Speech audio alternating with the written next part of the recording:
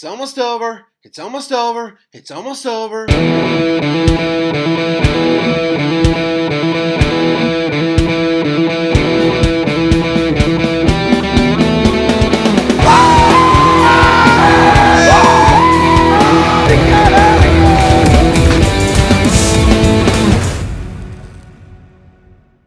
That's literally been my mantra for the past 3 weeks now. But what's up, everybody? TN Fanatic here. Hope you all are having a fantastic day, and welcome to another post-game reaction. In this one, I am continuing my coverage of the Tennessee Titans. Yeah, even though that we are 3-12, even though we might pick first, who knows? I still gotta sit here, and I still have to talk about my Titans until the season is over. Now, on this channel and in this seat, I have recapped my Titans reach some pretty historic lows, This one, it's pretty low. I'm not sure how you can get any lower than getting swept by the Jags. Titans lose to the Jags 20-13. Hey, you know what? At least we put up some points. At least we got into the end zone, so good job, boys. We are improving. Now, I want to talk about this game, but also what's to come after this game right here and how we should perform in the last game of the year. So let's talk about this. So my analysis for this game, I'm going to be honest, is probably going to be pretty scattered, mainly because that's how the game went. A lot of the highlights were pretty scattered. I mean, you know what? We have 2-3 win teams playing each other. You know, you get what you pay for with that. And for us, it was not very much. So first quarter, main highlight, Jags, they get a field goal on their opening drive. That's about it, pretty much. So jump forward to the second quarter here. So Mason Rudolph. You know what? I want to say that Mason, perhaps he had a chip on his shoulder. Because last week against the Colts was not a great performance by him. If he wants to stay here in Nashville, if he wants to keep getting paid by us and possibly be in this backup role, he has to play better than how he did last week. So Mason here. In the second quarter, we have a 9-play, 35-yard drive, right? We are driving down, and then Rudolph. Now, one of his picks last week was tipped. I'm pretty sure that one of them was. So I gave him a little bit of the benefit of the doubt in that game. But to have it happen again here, Rudolph, his pass at the line was tipped by Chestnut, and then so unintentionally, it was tipped again by Chestnut. Chestnut was the one that unintentionally tipped it, and so Devin Lloyd with the interception. But you know what? Good for Lloyd. This was his first interception since he was a rookie. So hey, you know what? Props to him. You know, apparently that's the thing with the Titans. Apparently we make other teams look so good. Remember in weeks 1 and 2 when we lost to the Bears and then the Jets, and perhaps there were some fans that maybe were oh yeah, Caleb Williams, for real guy. Aaron Rodgers, he is leading the Jets like a comeback. That is the Titans effect. That is what we do. We make other teams and other players look good. And here was my knock on my Titans here in this first half.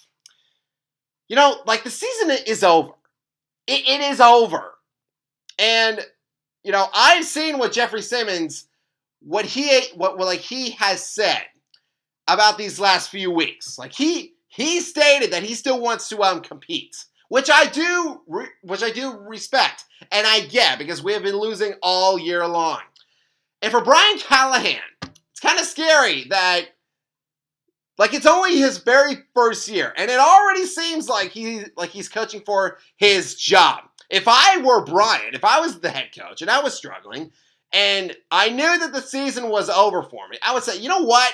Screw everything that we've done, because clearly it has not worked, And let's just see what we can do, man. Let's have like some crazy plays right here. But in this second quarter and in the first half, just like overall, I thought we were just a little too conservative. Again, we are already out. What's the harm in just throwing a few bombs down there? So Jags take advantage of our pick here, the pick by Mason. And so Jones finds Washington for a 2-yard score.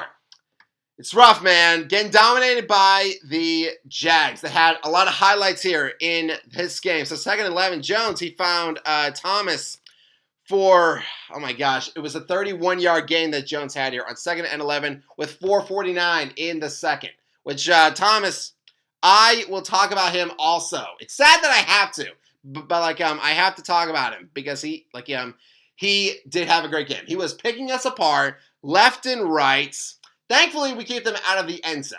So Jags take 3, and on our final drive of the half, I feel like that was the start where we started to open up like the offense just a little bit here. So really, he had that catch on 4th down. Heck, even Latham caught a pass, which, you know what, good for him. Good for him. And so with Nick Folk still out, Matthew Wright, he has to step up, and thankfully, he makes a 39-yarder. So thankfully, we erase the goose egg. And yeah, you know what? Like, it is points. It is points here. So third quarter, our opening drive, it takes up over 8 minutes of game clock, which at that point, I didn't mind it because, we were still within, striking distance if we scored, so taking time off, I did like that. Calvin Ridley, he had some great plays. He had that little end around that, he almost, dropped it. Thankfully, for once, we are lucky at something. For once, that ball, it just kept on going and really just picked it right up. Thank goodness for that. So 3rd and 8, Rudolph, he finds Ridley again to the Jags 26. It was a gain of 19. And then 3rd and 2, Rudolph, he has a wide open Nick Vannett into the end zone, baby. Titans score. We do it, baby. Another touchdown for us. So 4th quarter, maybe there was a shot. We were in it, I was trying not to let the Titans so many times this season, I've let them get inside my head. And I would just think, maybe we have a shot. When in reality, we weren't even close. Jags, they do give them credit. They did have a nice drive here in the 4th. Over 8 minutes that they spent on this drive that they have here in the 4th quarter. Just chunking down game time. Jones had a few sneaks in there. Bigsby, he had some nice runs. Which actually, to be honest, every time I hear Bigsby's name, I think of that fake town from Tremors, the one that Kevin Bacon's always trying to go to with his friend Earl. And they're always trying to go to Bigsby, but I don't think they ever showed that town in the actual film. But okay, anyway, I'm getting off topic here. I'm sorry. 3rd and 10. Jones finds Thomas. See, here he is for an 11-yard score.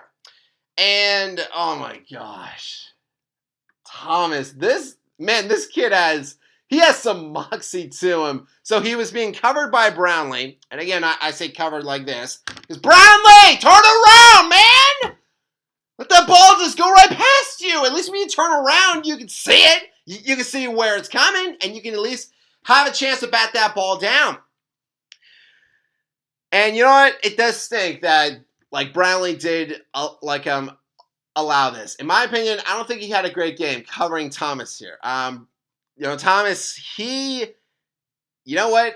I will say it now. I mean, he should definitely be at least in the conversation for offensive rookie of the year. If I had to do maybe a top 3, obviously, Daniels and Nix.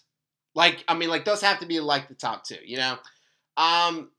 For number 3, I don't know. Thomas, he's right there. Him and Brock Bowers. It's just where, where can you go with that? You know what? Thomas Still, like, he should still be recognized for, like, the great year that he is having with the Jags, you know? He is a great player. Give him credit. So Titans answer with a field goal. And actually, I didn't think that we would get, like, I didn't think that we would get, like, another shot to possibly win this game. But Jags, they gave us another shot. So Rudolph, he has a nice drive. He gets us to the 26-yard line. 4th and 10. Game is on the line. Rudolph, he is trying to find Nick Westbrook. Akine in the end zone where he has been great all year for us. He was right there, but Antonio Johnson with a great play. He just batted that ball down. And that's it. We lose to the Jags. Man. Getting swept. That's just... like I said, it's a new level of low here. But we still have one more week left. One more week. Now, I wanted to talk about this because at this point, with like 1 week left, for teams that have been out of the playoffs for some time now, we are one of them. That thought does come up. Maybe we should just tank. Maybe we should just blow like the last game of the year. We should just blow we should just blow that game, Get rid of it. Don't even bother playing out our best and have a chance to get like a top 5 pick and maybe like the number 1 pick. I'm not going to lie. Based on the year, how it has been for our team and mainly our offense, and with a lot of great players coming into a next year's draft, it is tempting to just say, you know what, it wasn't our year. We already beat the Texans once, So, what is the big deal if we lose, if we just don't even play our best in that game? I do understand that. And to the management, it, in some ways, it does make sense. But here's what I want to say. At the end of the day,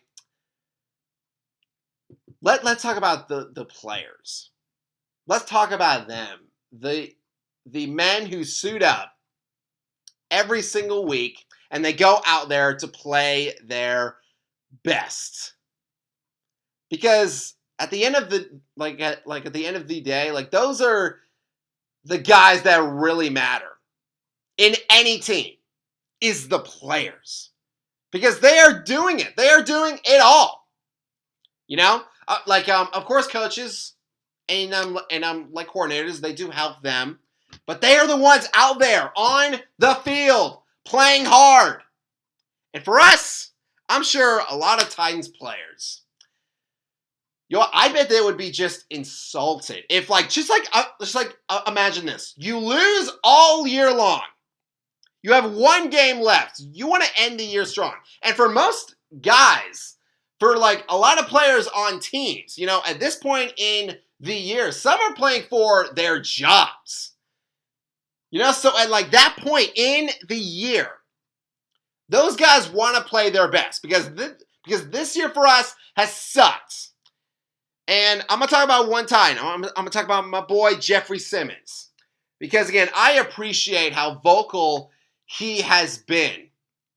And I do appreciate what he has said. So I'm going to pull up what he said here.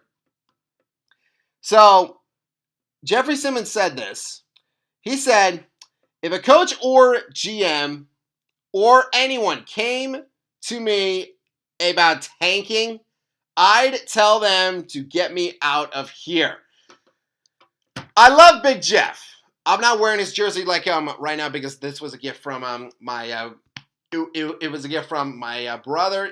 It was a Christmas gift. Who he ironically is not a big time a sports fan, but he got me this. So I wanted to show him love, and I want to show Jeffrey love here because you know what, he could have been like Derrick Henry, and he could have bounced. He easily could have. I bet there were there would be a ton of teams that would love to sign Big Jeff. But no, he chose to stay here. He chose to stay with us. That is loyalty. And I think that the Titans management and the coaching staff, they should respect Big Jeff and respect his wishes right here. Is Jeffrey running this team? No. But he's going out there every single week. And he's playing hard. He's a leader out there. He's leading us. So my overall point is this. Let's play hard in week 18. I know it may not seem smart to the management or whoever, but you know what? If we don't get like a top 5 pick, honestly, it's no big deal because I don't think, look, if say like by the time we get to our selection, if Sanders, Ward, or Ewers, if none of those guys are there, you know what? Like honestly, I'm fine with taking a lineman.